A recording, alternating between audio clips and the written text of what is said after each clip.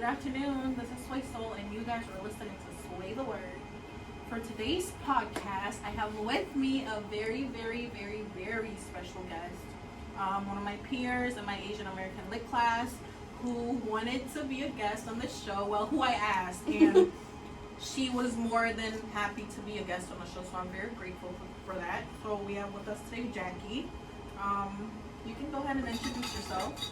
Hi, I'm Jackie. I'm the Vice President of Asian Pacific Islander Student Union, and like Sway said, I am in Asian American Lit. Also, happy Asian American and Pacific Islander Heritage Month. It's also Haitian Heritage Month. So Slay. we're like in this together. That's kind of cute. So we're gonna discuss a book from our class that it's actually a graphic memoir. It's called Out Their American Dream by Malaka Gharib. Is that how you say your name? I feel like it's Malaka. Malaka Gharib. My first question for you is, what do you think about graphic novels being part of a literary, learning tool? I actually really like having them because I'm definitely like more of a visual learner. Mm-hmm. When I'm like reading a book, I actually tend to like reread like a paragraph so that like I can take in the words and then I can like take in like almost like a scene that I can picture it as. Mm-hmm. And also I changed schools like 3 times, so I had to read To Kill a Mockingbird 3 times. Oh shoot! And they actually have a graphic novel version of it.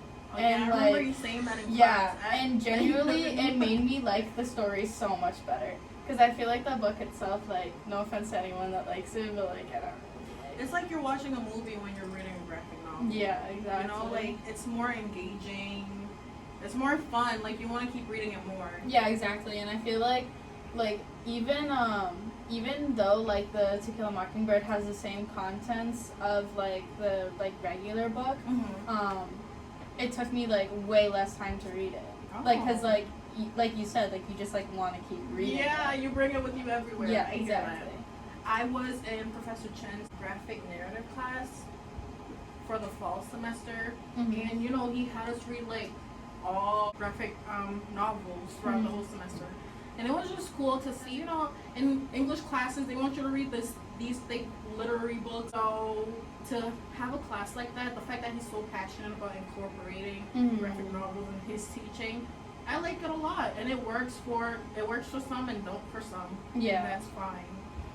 What were your initial thoughts on the graphic novel? So my initial thoughts on it was like I was really glad to see like that she was half Filipino, half Egyptian. She was Her just born nationality is American. Mm-hmm. But just like because I've struggled with being like half my entire life into this private Catholic school, and it was like half foreign exchange students like from Asia, and then like the other half was all white kids. I was never like Asian enough to hang out with like the Asian kids, and then never white enough to hang out with the white kids. I was just kind of like there. Mm-hmm. So it was really nice to like see that like on display in a book because I feel like that's not really like a common theme Mm-hmm. when it's like a book about like race or anything like that.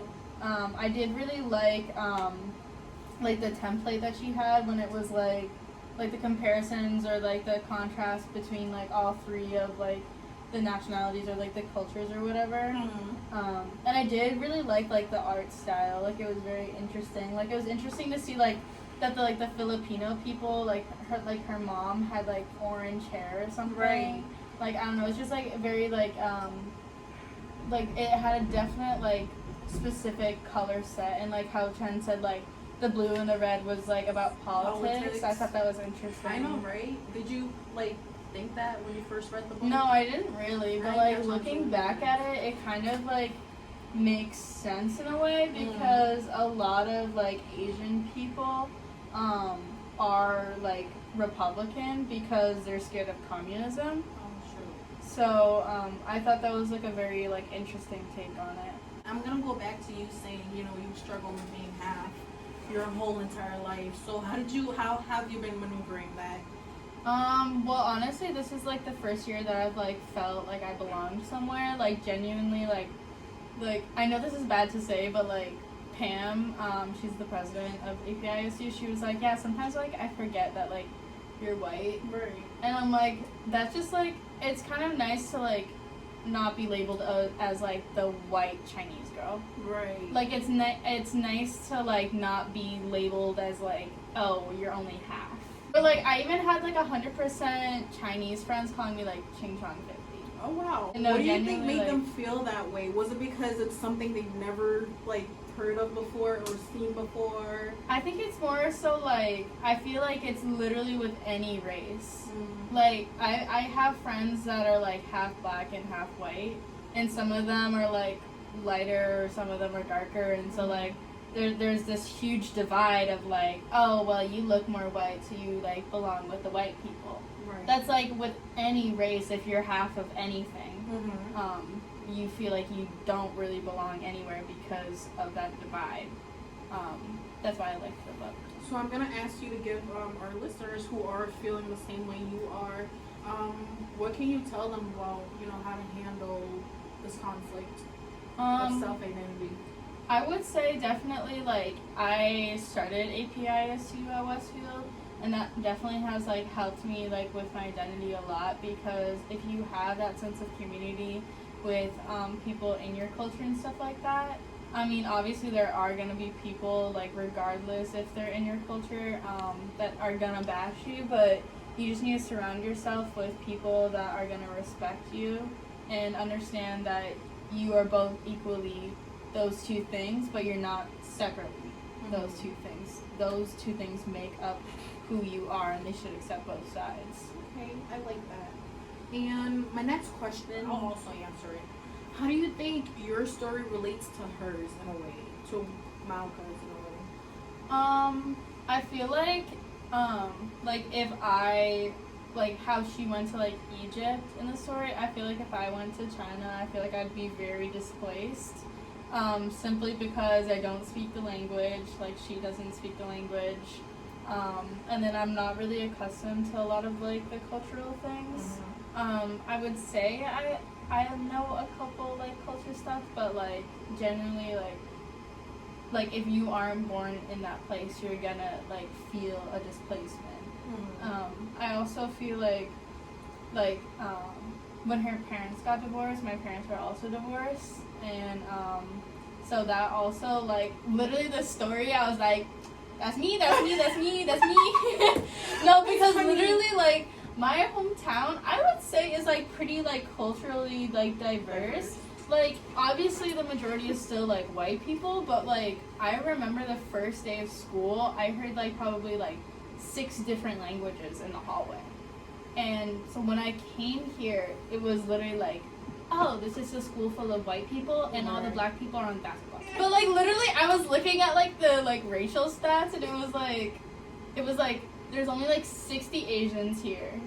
And then I think 60? And then multiracial I think is like 150.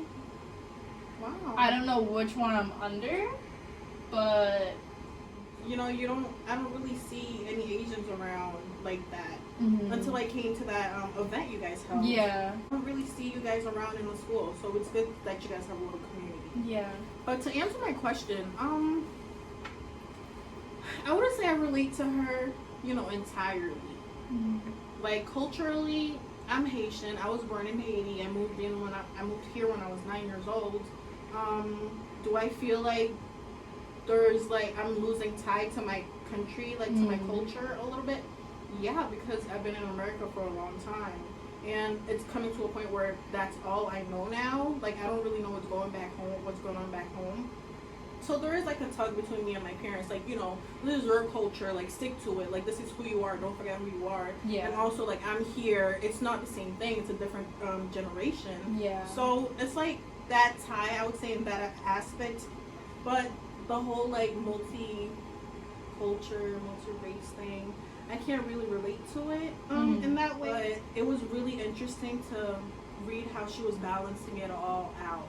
Like, you don't hear of people from 2 different backgrounds going to spend the summer with their parents in a whole different country. Like, that was cool to me, that she grew up like that and her mother allowed her to have that side of her and not lose track of it. That was really interesting. One of the central themes of the book is the tension between the author's desire to fit in and assimilate to American culture while still honoring her family's traditions and heritage. How do you think she navigated this tension, and what lessons can we learn from her journey? How does she navigate like the tension of like wanting to assimilate?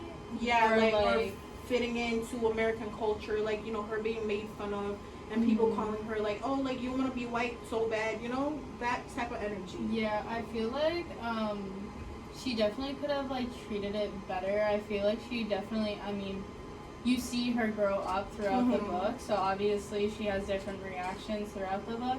But in the beginning, she definitely like lashed out and stuff like that. And then she did. I feel like when like, I forget what page it was on, but like when she was showing like all the different like outfits that she was wearing, it wasn't very like, it seemed like, oh, I'm flipping through like a magazine and like trying to like be what I see. Yeah, exactly. And I felt like it was very like, I feel like she had this weird obsession with white people. Like, yeah. Like, you know, it's one thing to never see white people, but like, it was to a point where she was way too like attracted to them, even though she's never seen them. Like, everything she was doing, like, she wanted a white man, like a white boyfriend, to the point where she was crushing on the one Hispanic kid in her class who looked the most white. Yeah, I thought it was also interesting because like, I feel like when people aren't from here, they're interested like by white people just because of like they actually they see it like everywhere in the media. Yeah, movies. But like, she was born in America, so that's why I don't understand her fascination on white people. But don't forget that she also mentioned she went to a school that was, you know, all foreigners. Well, still, but like, you know what I mean, though? It's like, to say you've never seen white people ever is kind of weird. Yeah. Because I was waiting for her to like mention, you know, there are a few white people who live down the block in the book, but she said no, it was only people from different cultures except white.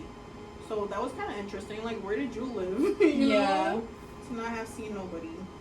Since her family was always moving, she was, you know, balancing her dad and her mom after the divorce.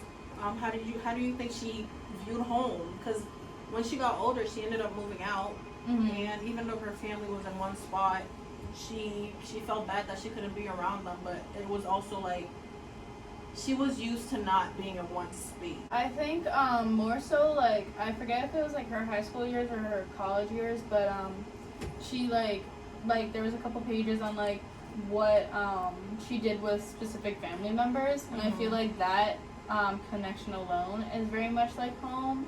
Like, you have that sense of comfort. Yeah. Like, oh, like, I go grocery shopping with my grandma, or like stuff like that.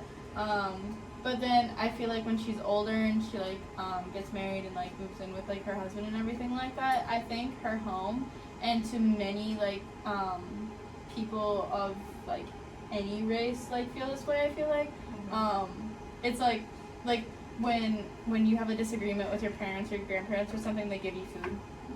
Like, it's like that, I feel like so she started like making like her cultural food, and that's, I think, the sense of home that she needed to have. She was also at a point, she was like struggling to keep that culture tie. Yeah. Since after she got married to, what was his name? I can't remember his name. Husband, who was white.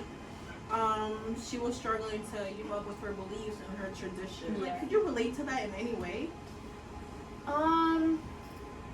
Well, see, the only thing is like, my papa and my grandmother, she like makes like all of these dishes, but my mom like never learned how to cook them or anything like that. So a lot of the times, like, it feels like one day I won't have those things, because like obviously like she's not gonna be here forever. And I'm definitely going to miss that. Like, I definitely feel like that sense of connection with my culture will be lost. My mom was also disowned, like, when she was 19, so I feel like there's definitely still like a sense of like separation from like just like our cultural in general. Like, I haven't gone to like a moon festival probably since I was like in elementary school. I probably haven't gone to like a Lunar New Year festival since that, like, probably the same.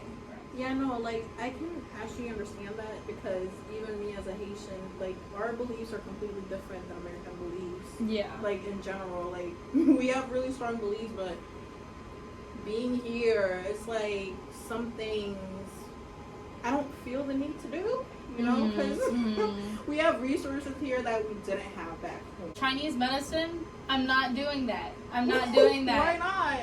Because I'm not like putting like hot steam and over my blanket and all that stuff. Like, you know what's I'm funny dying. about that? Like, I hate like pills and, you know, substances and all really? that. So patients, we also believe in like very herbally like medicines and all of these things you guys do.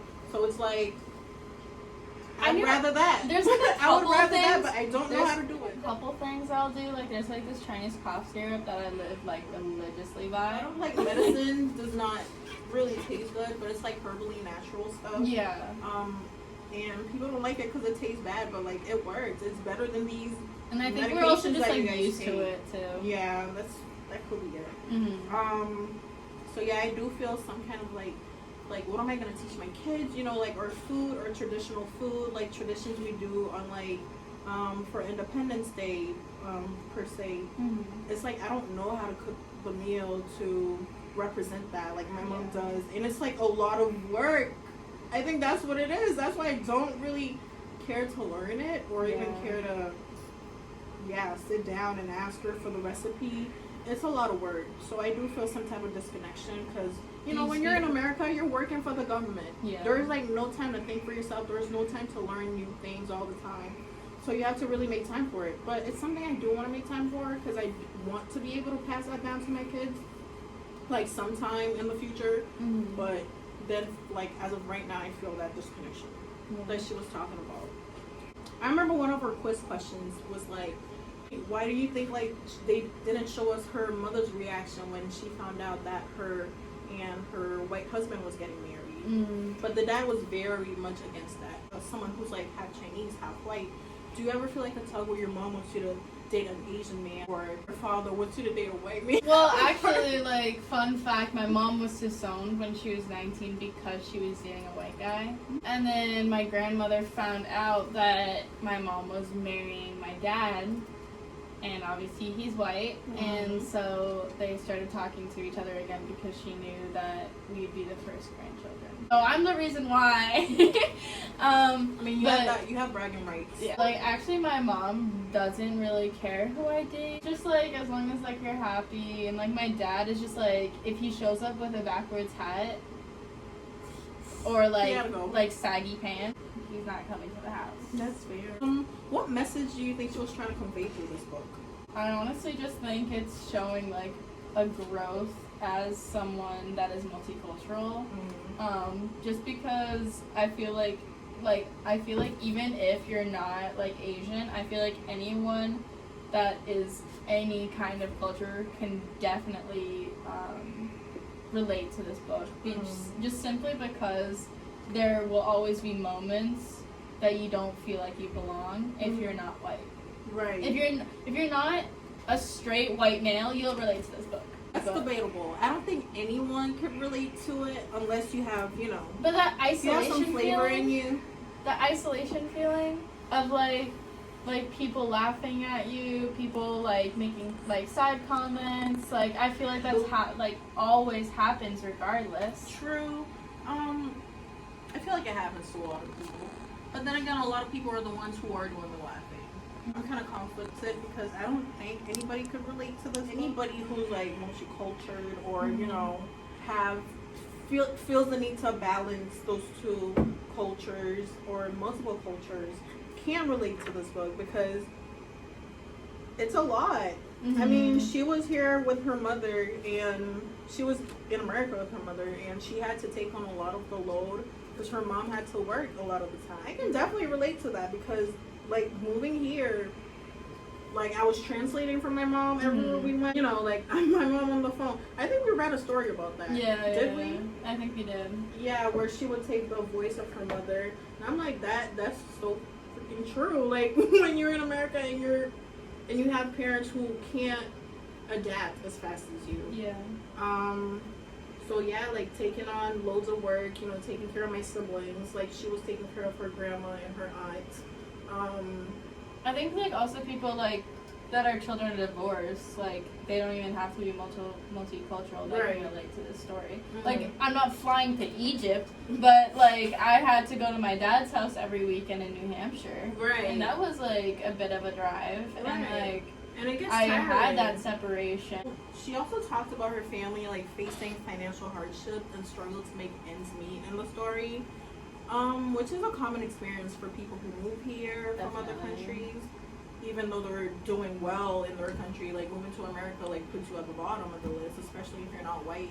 Based on all the stories we've read, all the history we've been through this whole semester about Asian American literature, what can you see about that? Like financial issues? Yeah, for immigrants who move here. I definitely think it is hard, just because there isn't a lot of access to like help immigrants like fully land a job properly. Like when we watched the General So documentary, it was like, well, you basically have to put your whole life into this restaurant, and if it doesn't make it, you moved here for no reason, because that's the only possible job that you can get because you don't speak the language yet.